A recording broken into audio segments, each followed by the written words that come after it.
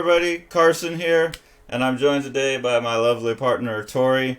This is going to be a special episode where we look at the life-changing manga of Tidying Up, a magical story by Marie Kondo. I picked this up from Second and Charles because I know that Torie likes the Marie Kondo philosophy, and one of the books that I want to do coming up kind of has some of that idea behind it, I think.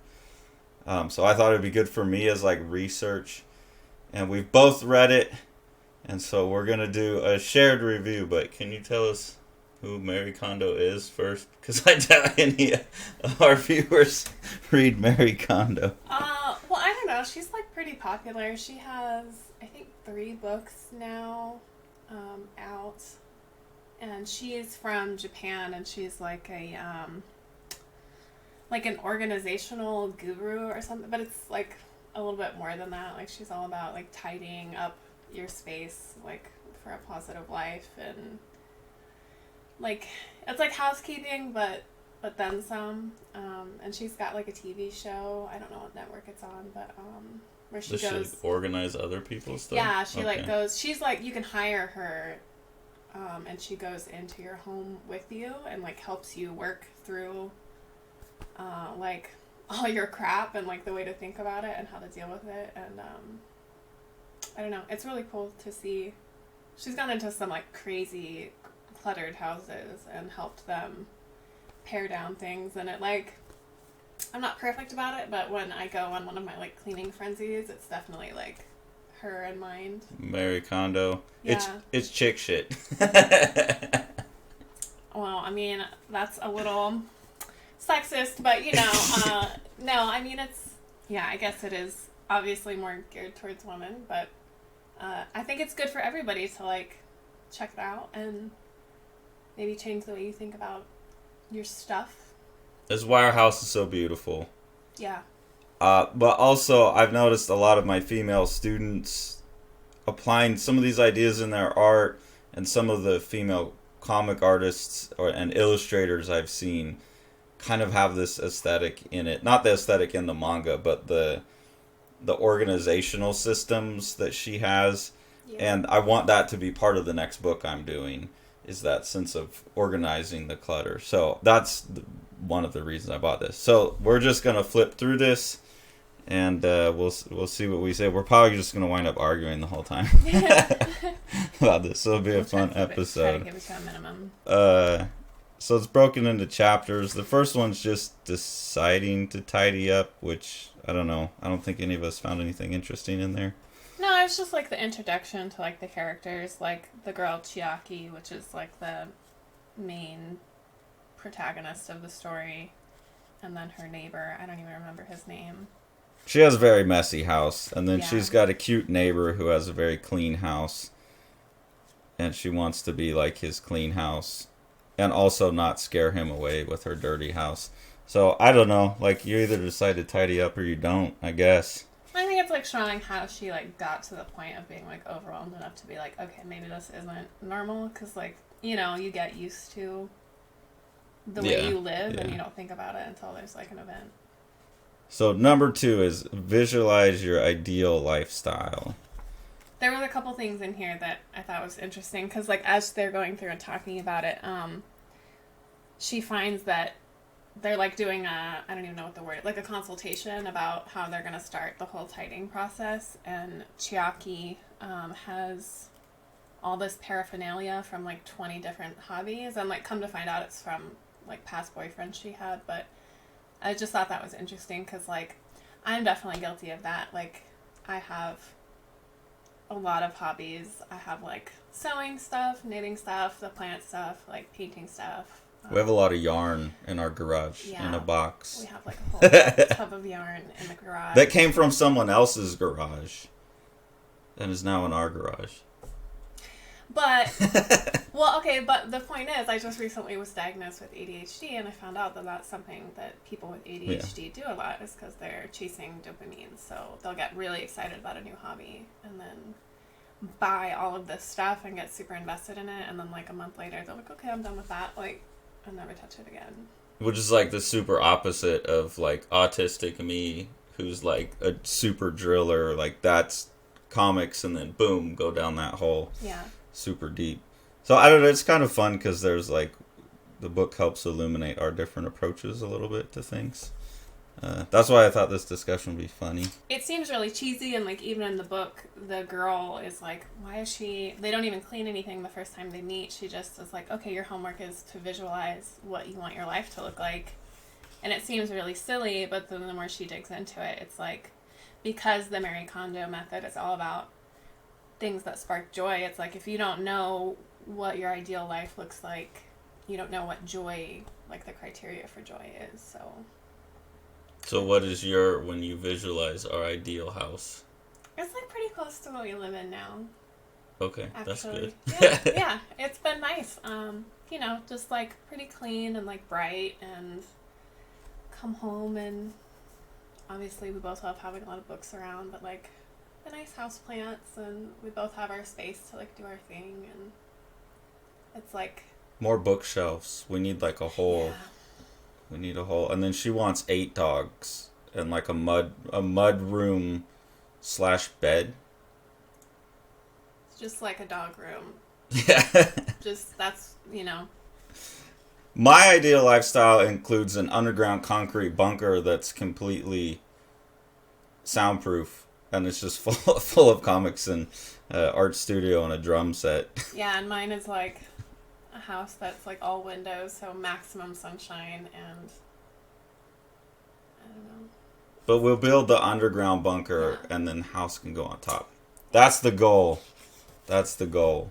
Okay, so we've got our ideal lifestyle. Now we have to finish discarding first. And I guess neither one of us put anything in there. What is her discarding? Well, so like, it's all about, I don't even know how to explain it. It's like, this chick's like, okay, I've got all these tubs, like, we're gonna keep all this stuff.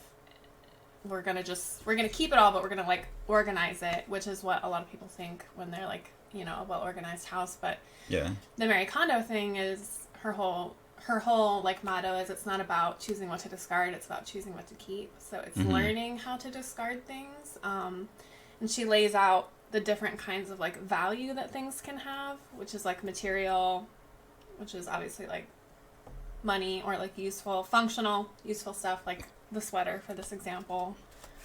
Informational, which is like me, I hoard textbooks. And then emotional, which is like sentimental stuff. And so it's learning how to like differentiate between the reasons you feel like you need to keep it, and then getting comfortable with learning how to discard. Like, okay, you have this sentimental item, but you're never going to wear it. Yeah. And the memory is still there. Like, you're really good about that. Like, I'm a little more about keeping sentimental things, but it's like, you can still remember. Yeah, I'll just throw stuff away. Yeah, but, you know, I get a little more attached to things in that way. So for her, it's like, it can have sentimental value, but is it really worth keeping it if it doesn't? Like, you just keep it out of obligation. Yeah. So it's learning how to, like, discard things and get comfortable. I did like this because I'm very categorical, so... That was cool. Function, like, it was a good way to rethink things. And then rarity value, which I think a lot of people watching the channel are like collectors, so you get things for rarity value. And we argued about that a little bit. And I said, I'm not a collector. I'm a consumer. And, like, to me, that's like I don't know. It's not on here. I guess it's it's like a mix of functional and informational value, where I'm enjoying the thing as, like, I'm getting information about how artists do what they do and stuff, but it's the functional value of enjoyment. But it's not like a true collector, I think, is working on rarity value. Yeah. So you're like, oh, I'm not going to get rid of this. This is a super rare thing. If I don't like a book and it's rare, like, I don't care. I'm not going to keep it just because it's rare, or I'm not going to keep it because I think it is going to increase in value or something like that.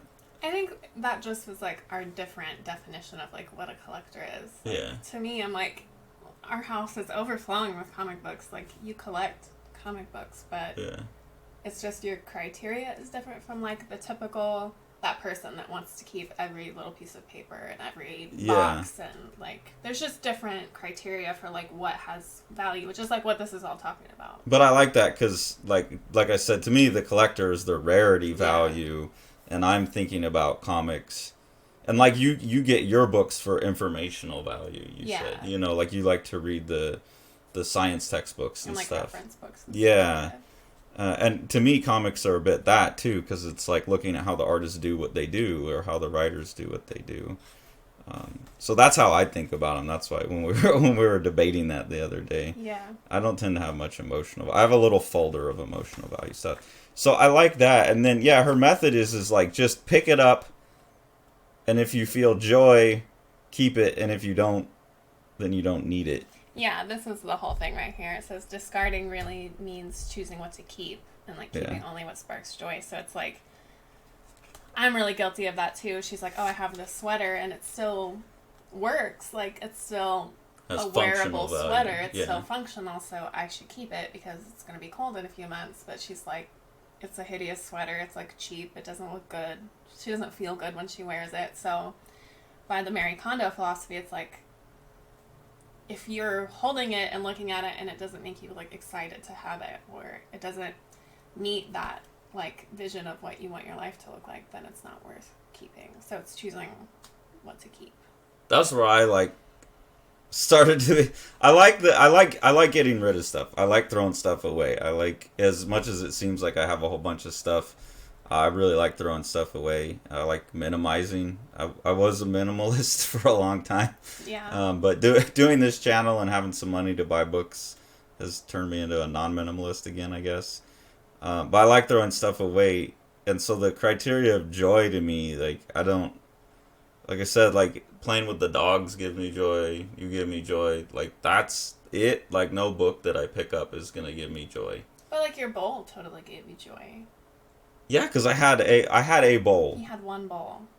And one spoon and one fork. But, it, like, so I needed that bowl. And, like, when it broke, it was, like, my bowl that had been with me on a long journey. It was like, oh, no, my bowl broke. I need to get another bowl. But that's my bowl.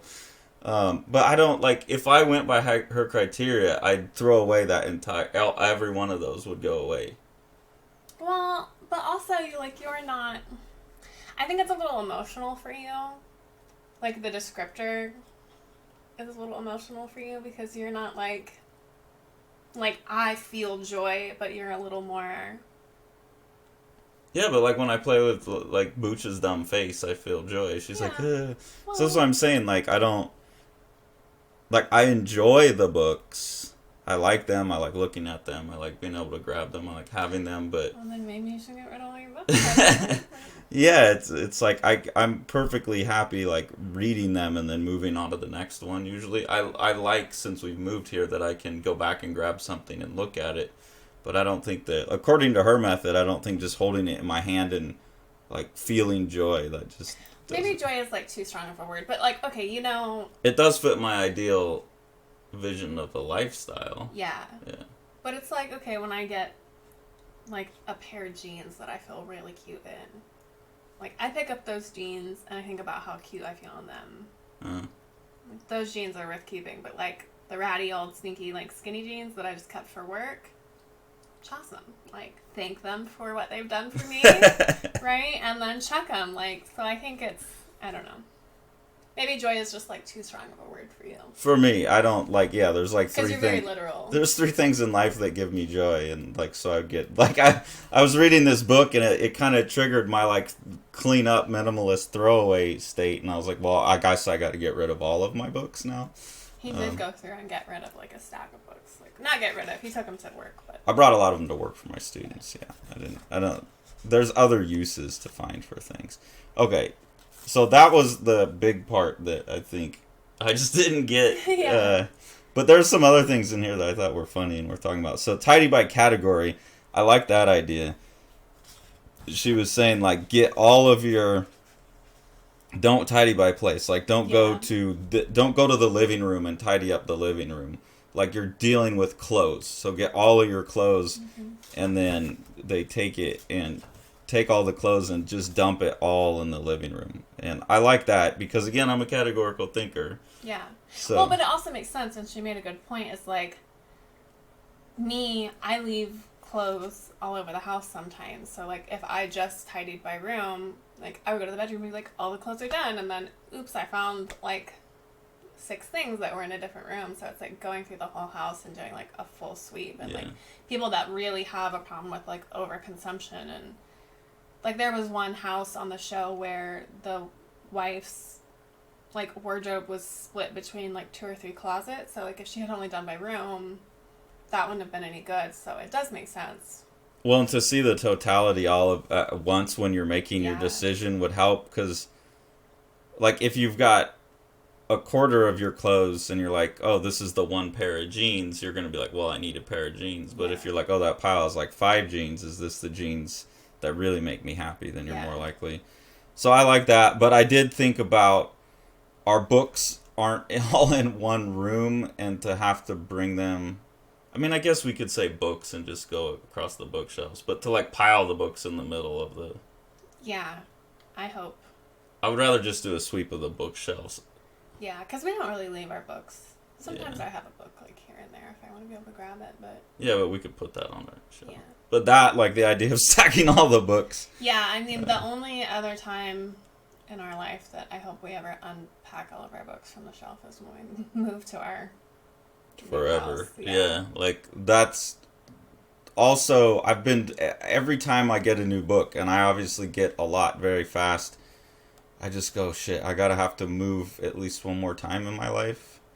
And that's the reason I haven't, because I moved at one point 15 times in 10 years. Yeah, something like that. Which is why I became such a minimalist. I used to be a huge collector. My walls used to be covered floor to ceiling in posters. I had my uncle, he had a press pass, and he would get into conventions of every sort, not just comic conventions. So I get buttons and pins and stickers. And that all had emotional value to me because it came from Uncle Randy, and Uncle Randy was like my favorite uncle. I had like a whole king-size bed sheet folded in half that I had all the buttons and pins that he sent me like pinned onto.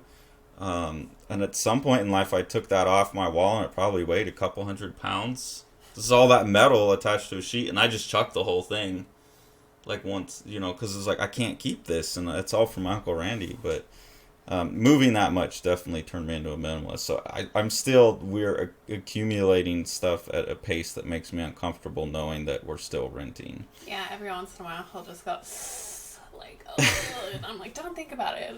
That's a future problem. Like, but when we move out, there will definitely be a culling for sure of books, the ones that are necessary. So I like that idea of going by category. I know you thought it was kind of cheesy.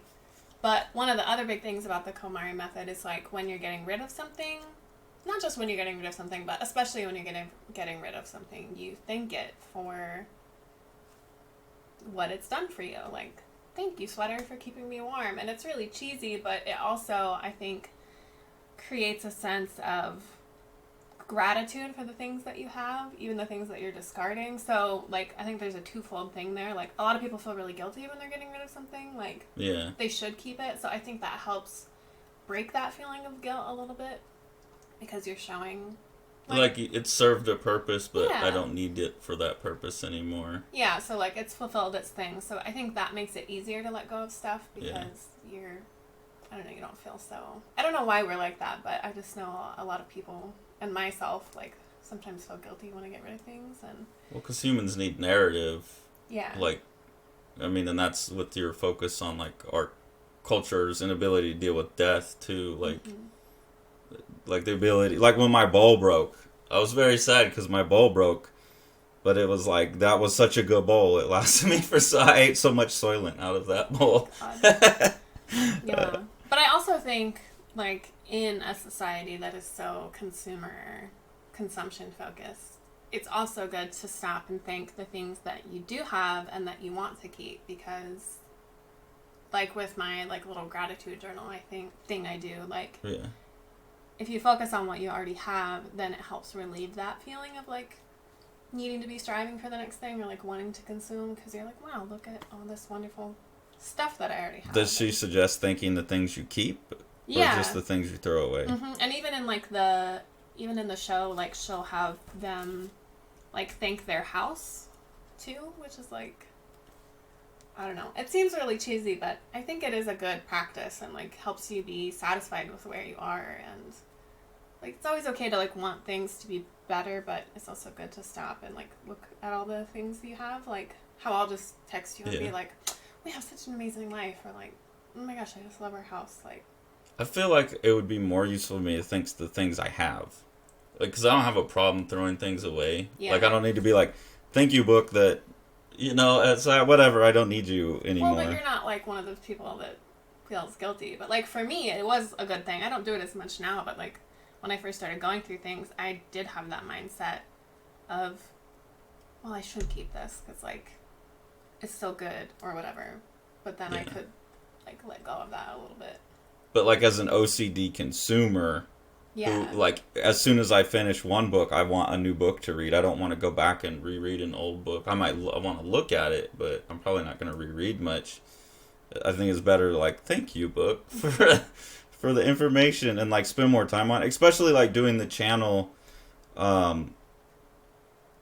like, it is like, oh, okay, I better read another one. Because, like, to keep content going. And so I read faster than I used to, I think. And so forcing myself to slow down, and which would be better for being critically thoughtful about the books, too. But and I just think any gratitude practice is, like, a good thing to do. I think it's good for your mental well-being and helps you, like, people just naturally look at the negative, so I think if you step back and choose to be thankful for, like, what you do have, like, that's good.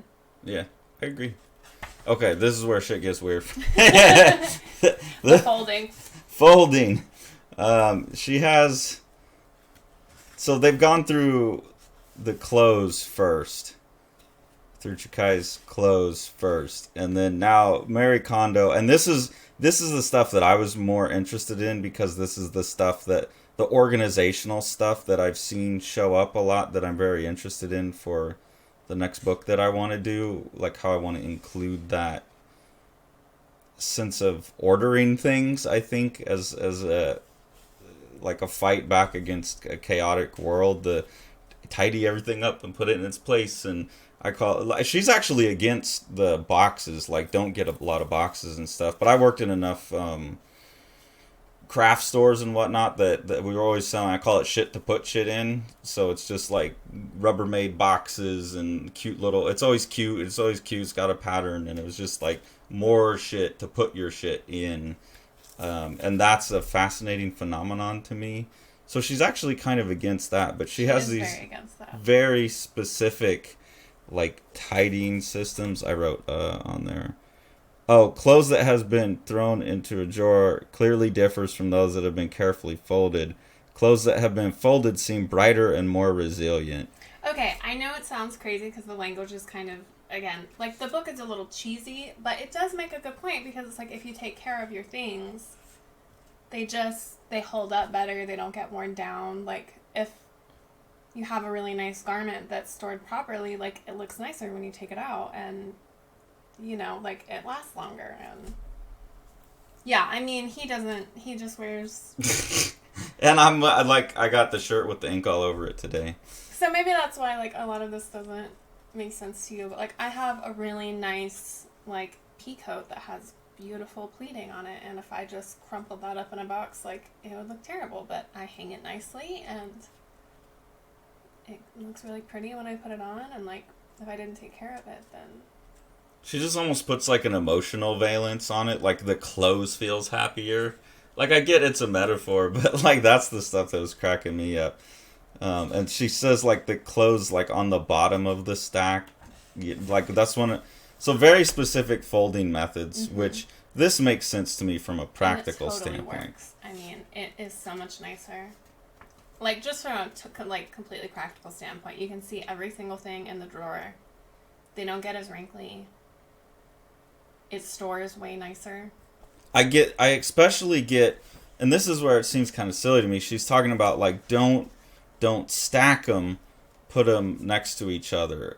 But there's like this kind of emotional thing about like you're hurting the ones at the bottom or something. And to me, it's enough to say, look, you have them all, and then she suggests putting them in color coded. So instead of like having to go through the stack, you have visible the one you want, and you can just grab it. I think, and I don't know for sure, but this is my thought about it.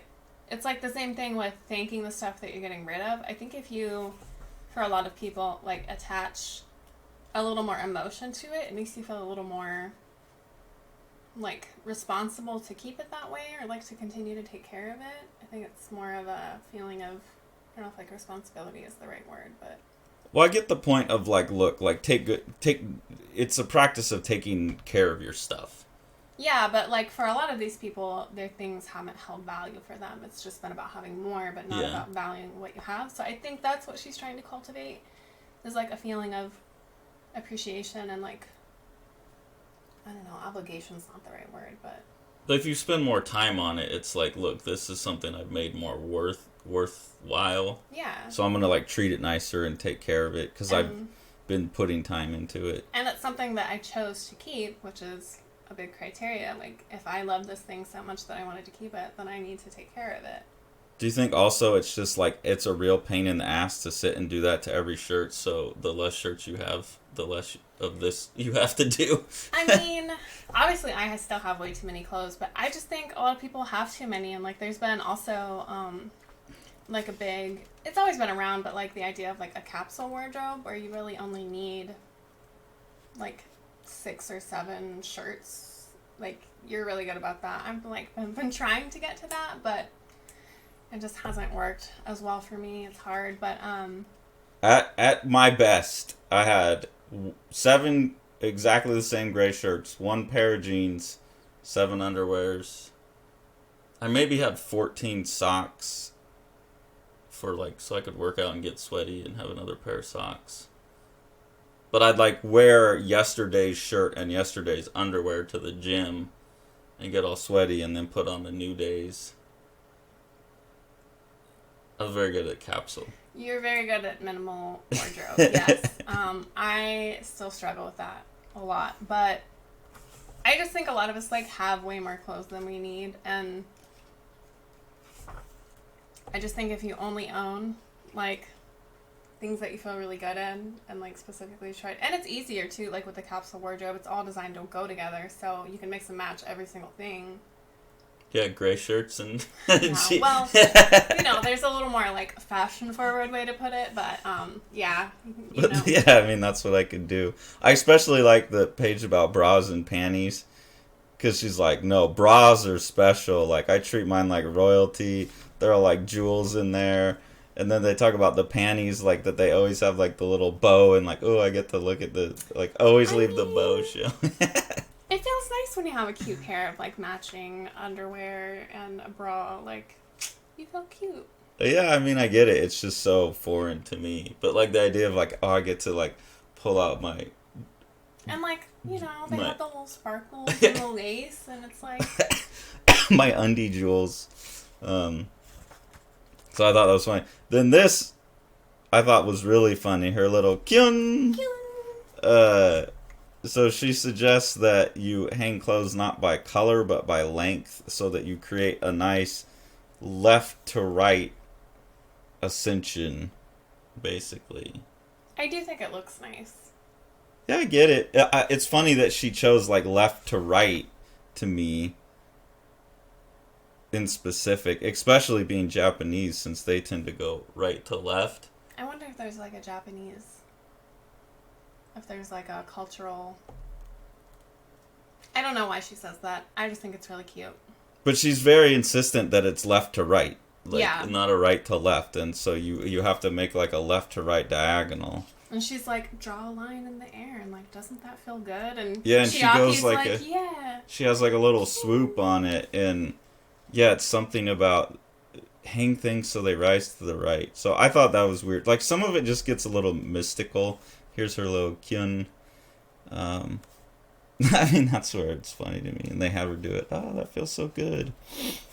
Yeah, I don't know about that part. It is cute that it becomes like a way to signal that Chiaki's like happy though.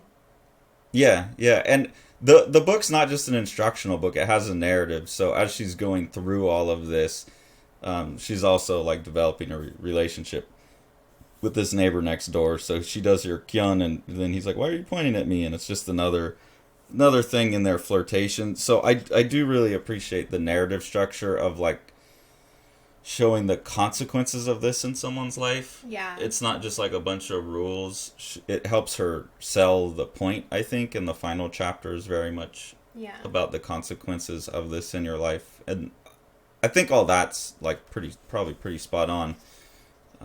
Yeah, I think it actually is like very true to how someone would feel going through that process, like, because it is a slow process of like personal development as well.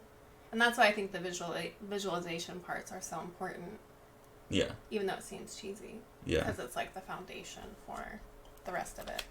Here's the one that we couldn't do. Choose books by feel. Couldn't do it. And they say don't open them, don't start to read them, just like touch them. And especially damning this page for book lovers, a room stacked with books. This is probably all of you, definitely both of us. Seems like a dream come true, but it's quite likely that some of those books have already fulfilled their purpose.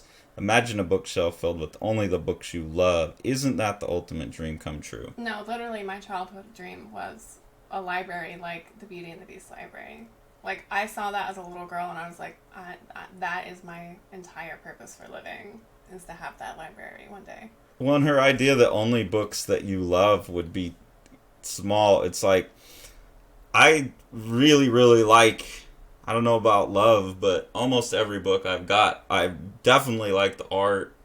Some of them I have just because I like the story. Like, one of the things when I started, like, buying books for the channel and stuff, is I at first told myself that if it was something that I liked the story, I'd keep it digital. And then only the ones that I really wanted to flip through would be like ones that I would, if I'd already had it. If it was something I didn't know about and I was going to get it for the channel for a review, then the art wouldn't matter as much. But ones that I've already read, I'd only allow myself to get a copy if it was like fun to look at, because I'm more likely to look at it than to go reread it. But then when we go to Second and Charles and stuff, there's books that I know that are like I really like them, but they don't have the like most awe-inspiring art. I'm like, yeah, but that's a good book, and it's like $5. Yeah. And so that is the danger of places like Second and Charles. Yeah, but and also the joy, like. But they're books I like. It's Yeah. just I'm less likely to go. I pull books off the shelf and flip through them and just cool, like Akira. The art's so good in that. But I'm really unlikely to go reread Akira again. So I have broken my own rules a little bit on that, my own criteria. I don't know what your criteria for books are, because you can't look at yours. They got to be read. I don't know if I know either. It's just like it has to be interesting to me. Like Information. I have to want to know it, or like learn more about that. And once you've got the information, though, you still want to keep it. But a lot of times I end up like referencing back to it. Okay. Or it'll be like, even sometimes the books will like talk about each other or like the same kinds of things, so I can like reference the information. So that's future use value. Yeah, I mean, I'm definitely more guilty of just like keeping things to keep them as far as that goes, but like it's all things that I want to know, and like I'll be in a conversation with somebody and be like, oh, I just read something about that, and I'll go like flip through it and be like, this is what I was talking about. Or and then she has a big section here that was probably hard for you to read, about if you haven't read a book yet, then it's not going to happen, so get rid of it. No. Because you'll got all kinds of books and then you just don't have time to read them. Yeah, I mean, but I will. When you get time, you do. Yeah, I do read them, yeah. So I get why she says that, because I think a lot of people, that is true, but like for me, that's my like reward for making it through a semester. Like today when we're done with this video, I'm planning on getting in the hammock with a book, and like I'm like, oh my god, I can read. Like I can read something I want to read, not a textbook. Yeah. So I do still go through and read almost all of them. There might be like one or two that I've missed. Like actually, I'm kind of working on getting rid of a couple now. Okay. that, like, there's a whole series that I think I'm just gonna get rid of because it was, like, a weird steampunk book that I enjoyed at the time, but, like, looking at it, I'm like, the writing's not that good. What's the best gift I ever got you? Well, probably other things. You but gave me a lot of good what's gifts. the best book gift? He gave me the entire collection, like, all of the Dragon Riders of Pern books ever written by Anne McCaffrey and her son Todd McCaffrey, which it was pretty amazing. I geeked out really hard when because those are some of my favorite books. I read those when I was like in middle school, I think, the first time. Yeah. And I have loved them so much ever since. And like they're harder to find now. It wasn't super expensive to get them, but you can't just go to Barnes and Noble and pick up a. Nobody keeps them because they're like old now. They're like old fantasy books, and it's kind of outdated for like what's popular now. But it was pretty amazing, and they're all like a lot of them are like old library books, so they still have like the plastic and like the little sticker, and I love it. Which drives me nuts. I'm like, take off the stickers. Take off the dust jackets. No, like... I love it. It makes me feel like when I would go to the library and like check one of them out and just be like, ooh, like so good. But when I was getting those in, they were coming from different sources. And I was like, it's a library book. Crap, it's got stamps all over it. And then when you got it, you're like, oh my god, this makes it so much better. I was like, oh, shh. Yeah, I like that. That's something I enjoy about books is when they've been used and like loved. I like really like that energy in a book, which is like why I enjoy writing in my books and things like that. Like to me, like the cracked spine and the stamps and the little notes and the highlighting, like that to me is a book that is well loved. Yeah, to me it's just like mess in the way of the original product. Yeah. Except in that Ship of Theseus book where it's part of the story, and then I thought that as a method of communication with someone is fun. Yeah. But then to me that's like a little like, this is our book. I don't want someone else's papers all up in it and writing all of it. Anyways, we went off on a tangent. Yeah. No, I mean it's part of it though. Like what's the joy in the book? Okay, paper, just sorting through your paper, and then the kimono. Kimono, which is like everything else. That's just etc. Miscellaneous. And pretty much the same applies to all that. She has an organizational system for your papers, which to me, as someone who's a pretty organized-minded person, I know my office doesn't look like it, but I'm, again, pretty categorical. That all made a lot of sense to me. She has like a good category system there. I do think this is like the hardest category is the kimono because it's so broad that I think for some people that could be really overwhelming. But I think once you go through and like break it down little by little, I think it does help to like subcategorize within there. Like she did like, okay, skincare, kitchen stuff, like electrical wires. Yeah. I think that helps. And you've done that good with the electrical wires. That's been nice. She's brought more organization to my life. I mean, I had organizational patterns, but not the kind of storage patterns. So that's been helpful. Sentimental items for last. Yes. Which makes sense, because that's like the hardest to get rid of, right? Well, yeah, you're like training your ability to get rid of stuff, so Yeah. you can really think more clearly during the sentimental items.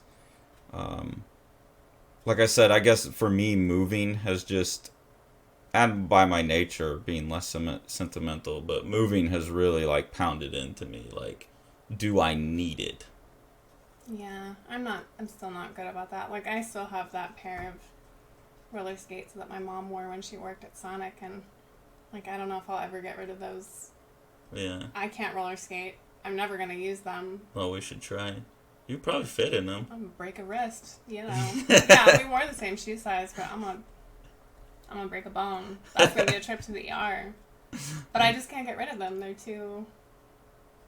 Yeah, like for me, my number one, like basically my only criteria in her set was the functional. If it wasn't functional, I wouldn't have it. And if I could get the same thing to function, like one bowl, I only need one bowl. I don't need 3 bowls. They all serve the same function.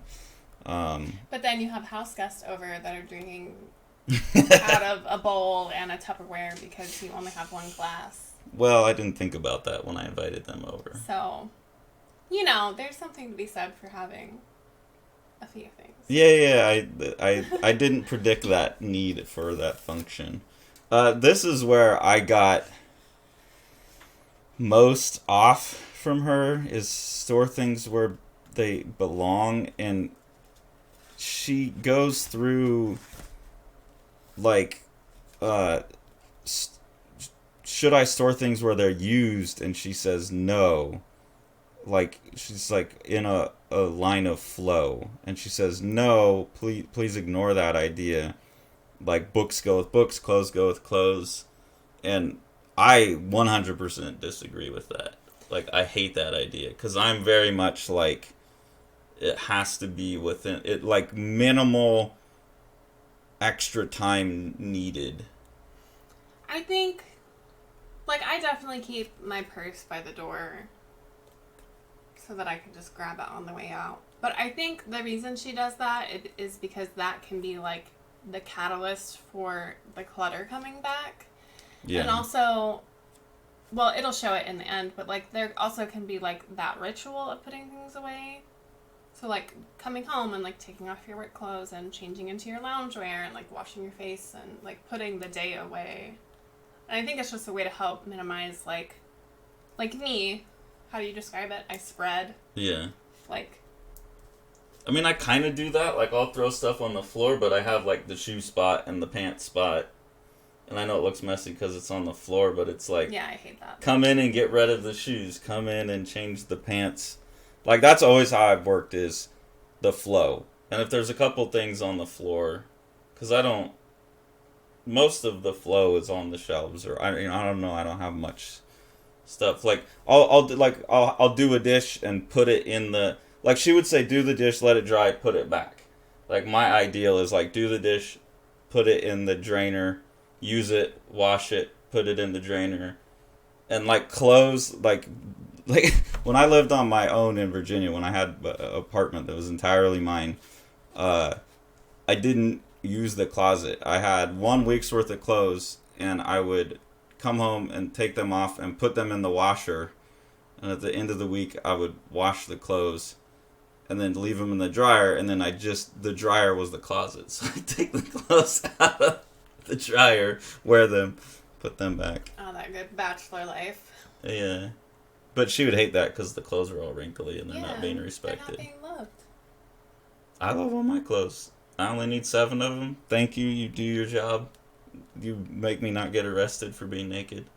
Anyways, the point is, I think why she does that is to help prevent that spread. Yeah. Like, if I'm not really mindful about, and it's really hard for me, but, like, if I'm not mindful about putting things back where they go, like, it's not going to make it there until the house is crazy, and then I'm so stressed that I have to, like... And then you're doing all day clean. Yeah. Whereas I'm very much, like, I'll take it and wash it right away. Yeah. Like, so that flow works better for me, because I will...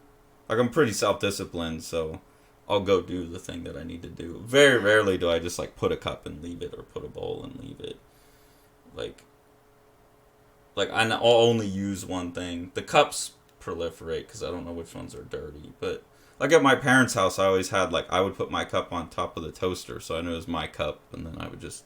I don't know. Like, I've always been very good at systematic behavior, and that for me solves that problem. So I, like, winced at that part. It's like, no, I'd have to go, like, waste an extra 30 seconds of my day that could have been spent on something else if I could just have in my flow. So that one stressed me out. But you put the note that relates to the ADHD. Yeah. Is if you don't go put it in its place, you're just not going to think about it. Yeah, because, like, part of the big, like, executive dysfunction for people with ADHD is, like, out of sight, out of mind. So one of the things that she says is, like, storing things upright, like, where they are. Mm-hmm. Or, like, where they're, you know what I mean? Instead of, like the way I have things shoved in drawers. But then I forget that they're there. Or if it's not exactly where it's supposed to be, I have no clue where it is. Because I'll just leave things, so... I told her this morning, she said there might be another stick of deodorant in that thing. Just pull it out. And I said, if I have to pull something out and, like, rifle through it, then that means I don't have it, and I'm just going to buy a new one. So I do like that, like everything, I'll be able to see it. Nothing's stacked. I really like that, because I'm not gonna scrounge. I hate wasting time. So, like, if I have to scrounge for something, it doesn't exist. This is one thing that we disagree on, and I think, especially, like, in the kitchen, they're talking about, like, appliances, and she's like, well, shouldn't I leave, like, the things that I use up on the counter? Like, we argue forever about the Foreman grill.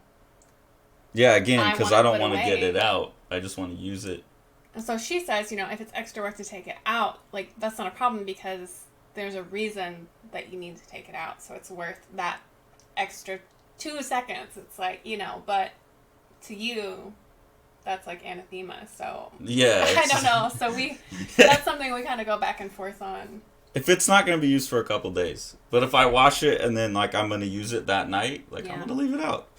Because I'm efficiency based. And so there is a lot of efficiency built into this, but I guess I'm not, as a visual artist, I'm not very visually distressed either. Like even if the house is cluttered, as long as it doesn't stop me from doing what I need to do, I don't care if there's shit all over the place. Yeah, which I'm much more, like, visually distressed, which is unfortunate because I'm also much more cluttery, but... Yeah, I mean, more of it comes from you than me, but... Yeah, well... I'm like, yeah, it just doesn't bother me because it's all about function and efficiency of, like, speed of use and stuff. So that part of the Marie Kondo is very strange for me. Reading this whole book, I was like, because I'd looked her up, and I'm pretty sure she's married, and I think her husband's just got to be like, that poor guy. Like, this woman's, she seems like uptight and crazy. Like, no, she's really sweet. She seems like nuts to me.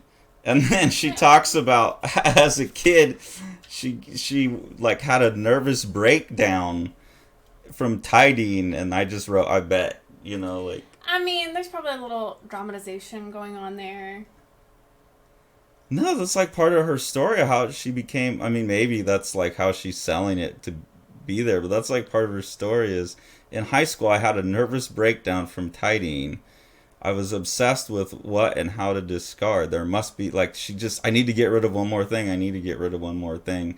And that was just funny because the whole book I was, like, imagining a certain personality type that would probably drive me absolutely bonkers. Yeah. As organized and as minimalist as I am, like, it would also be, like, it's so strict and it has to be left to right, and you can't leave it out. Like, I'm gonna use it in 10 minutes. No, you gotta put it back out and appreciate it. Like, so I was definitely like her. I mean, I'm sure her, like, day-to-day life is not that extreme, but I hope not. I don't know. I mean, I can kind of, like, relate to that, though. Because, like, especially when I was just renting, like, a room and trying to fit my whole life in a room. Yeah. I would get really overwhelmed and, like, stressed out and, like, why can't I make this comfortable? Well, that was the other reason I was such a minimalist. I mean, you saw when I rented a room. I did see. It was something. Well, I had a room of just a regular size room that was both my office, my studio, and my sleeping space when we started dating. And she put up with me having just a mattress on the floor. I would probably still just have a mattress on the floor. I don't know why you gotta be... Not just a mattress, but a twin mattress. That's all that fit? Yeah. It was a lot.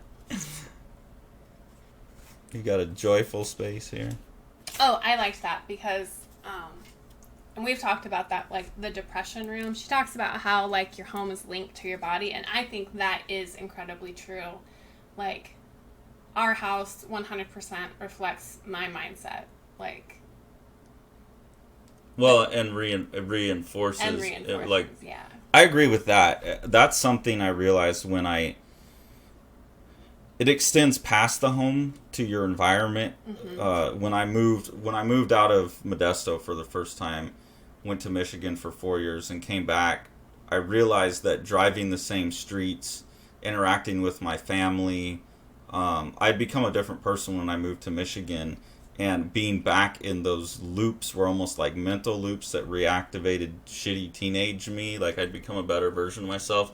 And part of it was that people were they hadn't been around me since I got to be a better person, but some of it was just driving the same patterns. And so I do think that the environment that you're in shapes you as well as you shape it. Yeah. So shape it to a way, like I went and cleaned up the art studio at school when I had the opportunity, because I think a more organized space is going to incentivize more organized thought in the students. If you just have chaos, they're going to be like, well, this person doesn't care. Yeah, and I think that's why she describes it as like the life-changing power of doing these things. Like, it seems cheesy and it's like, oh, it's just cleaning up your house, but like that really can have a huge like life-changing impact for people and completely change how you feel when you like come home, and how that you carry that out with you into the world. And yeah, and that's what this last chapter is about, is that life begins after you put your home in order. Let's see what you wrote here. Confidence. Yeah, that's what I think a lot of the real life impact would be, is you're better at making decisions, you're more confident in your decision, you're willing to let go of the past, which, like, when you shed some of that stuff, they talk about that too, like letting go of things from past relationships. Like, the character has to do that before she can be ready to move into the new relationship. She has to throw away a drawing that an old boyfriend did. That you think you're over something, but if you're hanging on, you're not. Like, at some point after I got divorced, I had taken the ring and melted it down and like made it into a necklace that, like, in my mind, I was mentally recommitting myself to wisdom, but I was unwise. I was really still just clinging on to that metal, and it was once I got back from Berlin in 2011, I threw that away, and like that was like, I finally let go of that, I think. Even though I had like remolded it and tried to make it a new meaning for myself, I do think there are extreme psychological advantages. yeah, totally. And even just like in everyday life, if you start practicing making decisions in something that's more low stakes, like, should I keep this sweater or not? And then you get more comfortable with making those kinds of intuitive, quicker decisions, then, because it does get easier and quicker the more you do it, then you build that practice of making decisions. Like, I can be really indecisive, but like practicing decision making, that goes out into the world with you too, and so you become better at making decisions about everything. Yeah, and also, like, okay, taking the time to fold your clothes or whatever, like, you learn self-discipline in a small moment, and those are muscles that you train like anything else. Yeah, and totally. So I did think it was funny reading this, that a lot of the same advice about, like, the first step to getting your life in order is cleaning your room. That's the Jordan Peterson thing too. Yeah. Like, don't try and change the world until you can clean your room. Yeah. Like, if you can't have the discipline to fold your shirts, what makes you think that you could run an art department? What makes you think that you could care for someone's into their life? Those kinds of things. And I do find a lot of value in that, because it's the thing I have the hardest time teaching my students, because it comes down to the beginning, is like, you have to choose to tidy first, or you have to choose to make your first comic book. You have to choose to sit down. I have students that just have pages full of cool sketches and characters, but they never do that first page, and I've never figured out how to get someone over that first bump. But I do find, I put all the tidying and like organizing stuff away. I do find in that some of the same wisdom about how to, once you've made the decision, I still don't know how to get people to make that decision. But once you've made it, there are some good practical steps, like, generalizable out of that. Yeah, I totally think it is like a life-changing way to look at things. And like I said, it can be kind of cheesy, but I think everybody should check out Komari and like at least kind of have a basic understanding of it. Maybe just reading this manga would be enough, but yeah, I mean, it is like a very cute, girly manga, totally. for sure. Yeah. But I do think if you go into it with the mindset of like extracting the general kind of principles out, there's a lot to recommend in there. It's interesting to me that I do relate it to Jordan Peterson, because something about the way he speaks seems to resonate so much with young guys who need to go through the same process and like get their shit together. Like quit looking at so much porn, quit smoking so much weed. Like start taking on some responsibility, start giving yourself some obligation. And then she's doing it in a way that speaks to women. Yeah. And like Lord knows what else they would probably disagree on, but I thought that it's interesting because both of those figures seem to have been very impactful over the last couple of years.